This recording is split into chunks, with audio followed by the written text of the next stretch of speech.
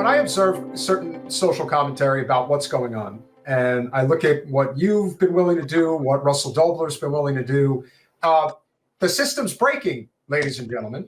And people that are in comfortable places need to hear this, because if you think you're immune to what could happen when everything completely falls apart, you're wrong. And so going to places and calling out people like Rachel Maddow are absolutely necessary. Yet the thing that people want to put out there pertains to this idea that you're part of the LaRouche cult. Yeah. And I'm not one to comment on it because I don't know about it. So feel free to share with us what this supposed cult is all about. Yes, let's hear about a cult. Me being a part of the LaRouche cult is not what makes me a bad person. The things that people like about me are because of my association with Lyndon LaRouche. Okay. That's what it is. You know, it is not, you know, it's not like, oh, you know, Jose's a great guy, but maybe he should disassociate himself with Lyndon LaRouche and the organization. No. Lyndon LaRouche started an organization way back in the 70s called the National Committee for Labor, or the National Caucus for Labor Committee. And over time that has evolved into the LaRouche organization, which I think was only like officially took that name after he was wrongfully put in jail in 1989. And he was there until 1996. I mean, this was like one of the biggest cases ever. You know, I mean, it involved George Bush, it involved Henry Kissinger, it involved the CIA. And the first time they took him to trial, not in Alexandria, Virginia, but I think up in Roanoke, they declared a mistrial because they were about to get permission to unseal some documents that were found in George Bush Sr.'s safe, which would have blown open the whole thing, that they were actually targeting him. And then they declared a mistrial. So then they retried the case down in Alexandria, Virginia, in what they call the rocket docket, and then a month-long trial with a corrupt judge just sent him to jail. And his associates were put in jail for long year sentences, like Mike Billington. There's a book about this. Was sentenced to jail for something like 77 years for, not for mail fraud, for conspiracy to commit mail fraud, right? So it's not that he actually, you know, stole credit cards. It was the fact that they thought he was going to steal credit cards. But, you know, that's why he was put in jail. Now, my association with Lynn has to do with his ideas, and his ideas are very simple. We can actually collaborate with nations around the world through mutual development. We don't need to go around the world telling other countries what to do or being imperialist to them or saying, or starting a war if we don't like what they're doing, or killing their leader if we don't like what they're doing, you know, so... So what? I mean, like, I've never heard of this. I have no idea, like who you're talking about. I mean, I know like the basis of what you're talking sounds like to me it's somebody who is an actual leftist and therefore becomes the target of political persecution. Yes. Because that's generally how it goes, and I've seen that a million times. But I don't know why you're calling that a cult. Like, I guess I'm not understanding why. That's what people are calling it, because again, people are going to come after him. But what is that? Is that like calling you a socialist or something? Like, no, he's not a socialist. I mean, he was a socialist in the early 70s, and then he wasn't. You know, back when he was calling himself Lynn Marcus, yeah, they used to be socialist. I mean, I have some of the material from the 70s. Because people are into labels. Like, so what are they like? What would they be saying in a negative way in terms of what does that association mean? Like, why is that negative? Like, why would somebody be portraying that as negative? Like, I'm literally, I have no idea. Well, that's the thing, right? Lots of people call Lyndon LaRouche a cult, but you will never find a concrete reason as to why.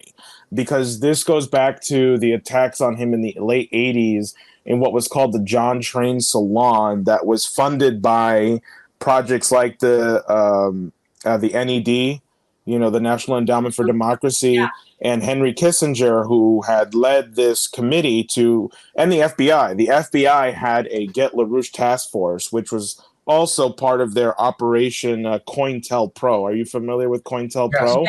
Yes. Yeah, so COINTELPRO was designed to go after any potent organizations in the 70s and 80s that were actually making any kind of significant change. And I mean, and we FOIA'd all the documents on this, on how they actually came after Lynn and whatnot. But if you Google him today, handle for money and collected for him as a supreme leader. No. Okay. Do people, well, no. Jews for Jesus. No, but that to me is what a cult is. Otherwise, because to me, when I think of a cult, I think of people that are basically funding a grifter.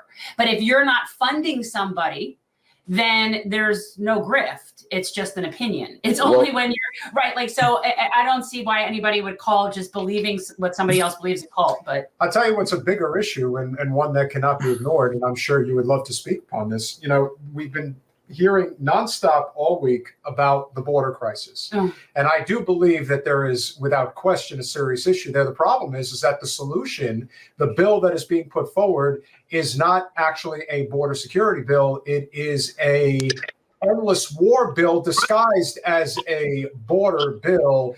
And it is Democrats that are complaining that the Republicans don't want to pass this bill. And yet it's like 85% of it goes to Israel, Ukraine, and Taiwan, I want to say. So the audacity of this broken system, and for those who are especially of the liberal class who pretend that they're better than the other side, it really speaks to just how broken the system has gotten to this point. And pretending that we do not have an endless war problem in this country in both parties, particularly with the Democrats now. It can't be ignored anymore, much less how Biden has allowed a genocide to transpire. It seems that they're so effing bloodthirsty for this shit, and it's just really hard to wrap your head around. Yeah. You know, the border crisis issue, I mean, first, there needs to be a recognition of like why there is a border crisis to begin with. How many countries has the United States cooed? How many countries have we killed their leaders in? How many countries have we destabilized? Right, you know. And then people wonder why we have all these immigrants coming in, and then the United States is about to pass some stupid bill that says, you know, restoring human rights in Nicaragua Act or something. And it says we're going to sanction Nicaragua until they do what we tell them to do. If they do that, don't you think there's going to be more Nicaraguans showing up at the border? So we don't really want to stop that. I have a theory that when you're as powerful as we are in terms of you can kill that amount of people, you could just as easily be stopping problems that you really want to stop. And I just don't think we really want to stop it. And personally, I don't see it as the problem that people do, other than in how we treat people. See, how we treat people, that's the problem. Yes. The fact that when people call people illegal, it infuriates me. Okay. I agree. People may be committing crimes, but they're not illegal. And the only reason they're committing a crime is because you're nationalistic and have issues with sharing space and you think the world is a friggin' pie. But like for me, like there is no solution outside of addressing how we treat human beings. And that's it. Like we could discuss all the different legalizations and formats of citizenship. We could talk about all that. And it's all that's negotiable, but it is not negotiable how we treat people. See, this is my problem. Like, I think we should be building dorms, setting up job training, like whatever. I don't know, like building a campus, like maybe like a you know, foreign immigration, collegiate, I don't know, something like housing, providing healthcare. Like that's what I would be doing. I'd be offering food, you know. So the issue isn't the legal and the politics. That's the distraction. The issue is that we're allowed to treat human beings this way. That's what it is to me. And I don't care what their solution is. So, you know, my official policy on the migrant issue is, well, it involves the nation, because when you look at the United States and you look at how far behind the entire country is in terms of infrastructure, we don't have high-speed rail. We have a big lack of housing. I mean, you know, don't even include the migrants in that. Did we have enough housing for the people here? Of course not. Not affordable. Oh, we have housing. We can't afford it. Oh, sure. Right. A lot of the units in New York here are empty. They're just empty units sitting around. Right. But, you know, you don't have enough hospitals or hospital beds. I think we only have like 0.5 hospital beds for every 1,000 Americans or so. So should there ever be a time, and the Hill-Burton standard, I think, was something like 2.5 or 3 beds for every 1,000 Americans or so, which was part of the reason why you had so many people dying during the COVID pandemic. Not necessarily because the disease itself was so lethal. It was just that, like a flu, it can kill you if you get dehydrated, if you're not looked after, if you don't get the right medicine. That's what killed people during COVID. Now, my official policy is, look, you look at how far behind our infrastructure is, right? And when you actually start mapping out, okay, well, we need to build lots of housing all over the country. We need to build new cities, because the last city that was built in the United States was Las Vegas, I think, or Reno, one or two, some gambling city. Yeah, right. I think it was Las Vegas. And you look at the fact that we've shut down schools, we've shut down hospitals. So you map the entire country and you say, okay, well, we need to build high-speed rail. Who the hell is going to build all of it? And you're going to say, our population, we don't have enough people to actually build these things, that we will be begging other countries to come here. We will be begging immigrants, like, listen, we need your labor. So in exchange to train you and give you citizenship, you build up our infrastructure. And in return, we'll give you some temporary housing so you can build more permanent housing. We'll pay you for the training. That's the exchange we're going to do.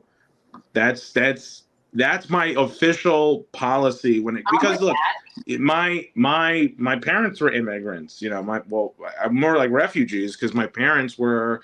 My dad was drafted to the Salvadorian Civil War when he was 15 years old. So this was in the early 80s. And that was a population war that was started by the United States. And the Salvadorian Civil War conflict is like one of the absolute worst conflicts in Central America. They're still not right there. They're still not right there. That is until recently. Bukele has made things so much better now. Bukele lowered the murder rate. That's new is what you're saying. Because that, like, El Salvador. Yeah, that's what I'm saying. Yes, right. Growing up down here, always kind of we've created a shit show there. MS-13. Jose, that's right. Well, Bukele put, I think, like something like 50 or 60,000 of those gang members in jail now in El Salvador. And El Salvador now is one of the safest places to visit. And this was all done in the last 2 years. Good. It is very good. And not only did he take away the violence, but what he did was he started a highway project so that every rural village that could not be accessed by road can now be accessed by road. Before Bukele was president, only 50% of the entire country had access to clean water. Now 99% of the country has access to clean water. We're losing access to clean water here. Yeah, exactly. So, people have this problem where they're like, is Bukele a leftist? Is Bukele a right winger? He's just doing what government should be doing. Thanks for watching. If you want to support our mission to transform politics into service, please like this video, subscribe, follow us on social media, and consider joining our Patreon, where you'll get early access to our interviews as well as other exclusive content. Links are in the description. Peace out.